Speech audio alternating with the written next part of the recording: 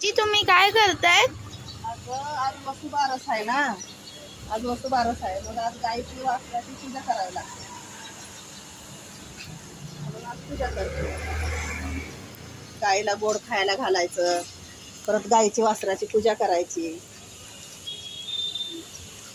चांगलं असतं. खात बी नाही. हा?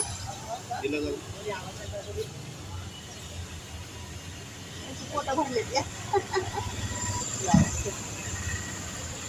आजी मी पण भरू? हो.